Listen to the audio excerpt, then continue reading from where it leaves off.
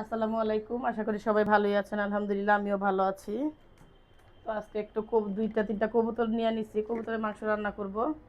তো পরিমাণ মতো এখানে তেল দিয়ে দিতেছি। আগে মশলাটা কষায় নিব। তো দিয়ে দিলাম তেলটা। তো পেঁয়াজগুলো এখানে কাইটা নিছি। তো একটা পেঁয়াজ আমি দিয়ে দিব বাগারের জন্য আর কি এখানে। পরে এগুলো পেঁয়াজগুলো আবার দিয়ে দিব। অতিরিক্ত পেঁয়াজ দিলে এখন কেন জানি মিষ্টি মিষ্টি লাগে। তো একটা পেঁয়াজ ভাইজা নিব। তো দেখলাম যে বেশি কম হয়ে গেছে পেঁয়াজ, আর একটু দিয়ে দিলাম, তেজপাতা দিয়ে দিলাম। তেজপাতাটা দিয়ে একটু ভাজা ভাজা করে দিব। আর লবণ দিয়ে দিলাম পরিমাণ মতো, লাগলে পরে বেশি কম করে দিব।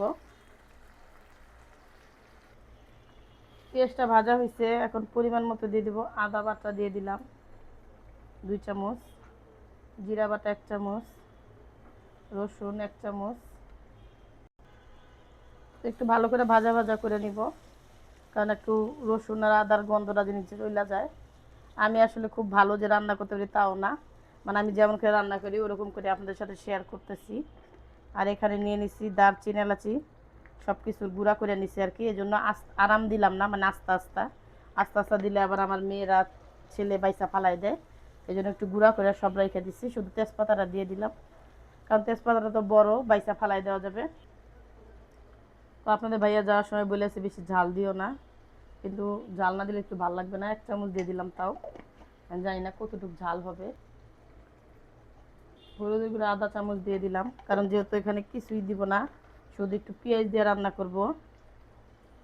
ধনিয়া পরিমাণ মতো, এগুলো একটু ভালো করে ভাজা ভাজা করে নিই।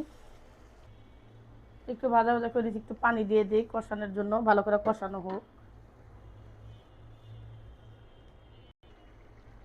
তো এই যে এখানে কবুতর নিয়ে নিছি, এগুলো কিন্তু বাসা অনেক কঠিন ব্যাপার, বাইসা বাইসা নিচ্ছি, যেহেতু গ্রাম থেকে অনেকগুলো কবুতর নিয়ে আসছিলাম। ওগুলো গ্রামে তো ড্রেসিং করা যায় না, তারপর এখন বাসাতে আইনা এতক্ষণ লাগায় বাঁচলাম আর কি। তো বাইসা এখন দিয়ে দিছি, এখন ভালো করে একটু কষাই নিব। তো কষানোর জন্য দিয়ে দিচ্ছি, এই যে ঢাকা দিই এখন। একটু লাড়াচাড়া করে দিই, একটু ভালো করে মশলার সাথে একটু যত লাড়াচাড়া করে ভালো করে কষালে কিন্তু মানে খাইতে ভালোই লাগে।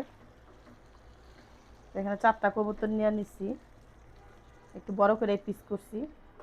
তো ঢাকা দিলাম। তো আর ক্যামেরা চালু করতে মনেই নাই, সরাটা উঠাই ফেলছি। তো ভাবলাম যে একটু একটু লাড়াচাড়া করে দিই, ক্যামেরা না চালু করেই মানে করছি।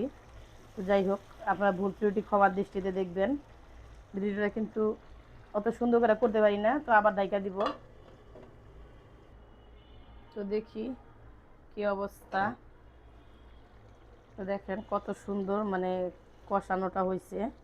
তো এখানে আজকে আলু দিতে না করে গেছে আমার স্যার আর কি, আপনাদের ভাইয়া। তো এখানে শুধু পেঁয়াজ দিয়ে আমাকে রান্না করতে বলছে, তো পেঁয়াজগুলো একটু বড় বড় করে কাইটা দিছি, দিয়ে দিলাম। তো পানি আর এখানে দিব না, কারণ ঝোল যেহেতু কেউ খাইতে চায় না, একদম আরও শুকনা শুকনা করে ফেলবো, আর এর মধ্যেই সিদ্ধ হয়ে যাবে। তো এখন আমি দেখি আমার তরকারির অবস্থা কি। দেখেন কত সুন্দর কিন্তু